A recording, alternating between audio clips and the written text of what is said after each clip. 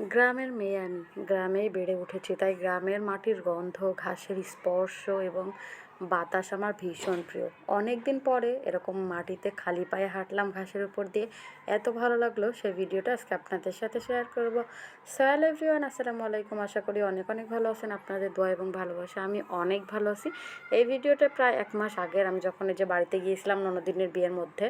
তারপর যখন আমাদের বাড়িতে গেলাম তো আব্বু নিয়ে গেছিলো মাঠে, আমাদের ওখানে যে জমিগুলো আছে সেগুলো একটু ঠিকঠাক করলো, আবারও হিসাব নিকাশ বুঝাই দিল কোথায় কিভাবে কি বুঝে নিতে হবে আমাদেরকে। এক সময় যখন আব্বু আম্মুর অবর্তমানে আমাদেরকেই বুঝে নিতে হবে, সেটাই আব্বু আমাকে নিয়ে গেছিলো, আম্মুও গেছিলো সাথে। আব্বু আম্মু আমি আর ছোটো বোন গেছিলাম।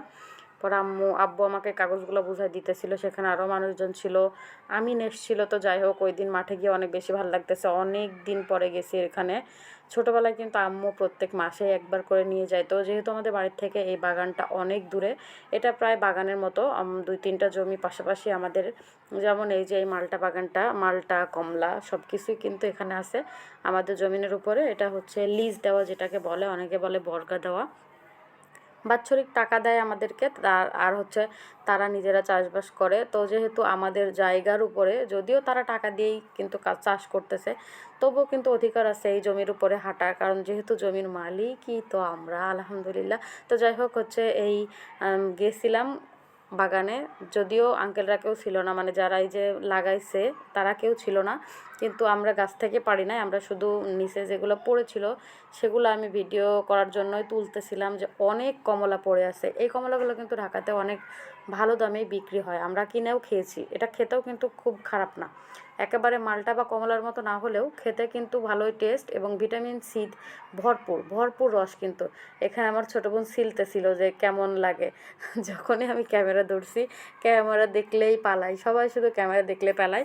আর আমি এখানে কুড়াইতেছিলাম, মানে খুঁটতেছিলাম, যাই হোক আর কি, মানে নিচে পড়ছিল সেগুলো উঠাই নিচ্ছিলাম আর দেখতেছিলাম যে কেমন মানে বড় বড় হয়েছে। তারপরে অনেকগুলো পাকাও হয়েছে।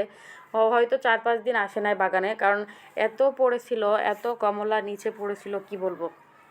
তারপরে এখানে ছোটো বোন যখন শুনতেছিল, আমি ওর থেকে নিয়ে খেয়ে দেখলাম, বেশ আলহামদুলিল্লাহ খুব ভালো লাগে, খুব একটা খারাপ না। আর এই কমলা কে কে খেয়েছেন অবশ্যই কমেন্টে জানাবেন। এতদিন বাজার থেকে কিনে খেয়েছি, কিন্তু এবার গ্রামে যে একদম নিজের জমিনে গিয়ে দেখলাম, একদম হচ্ছে নিজেদেরই বলা যায় আর কি, যেহেতু আমাদের জমিনের উপরেই চাষ করা হয়েছে।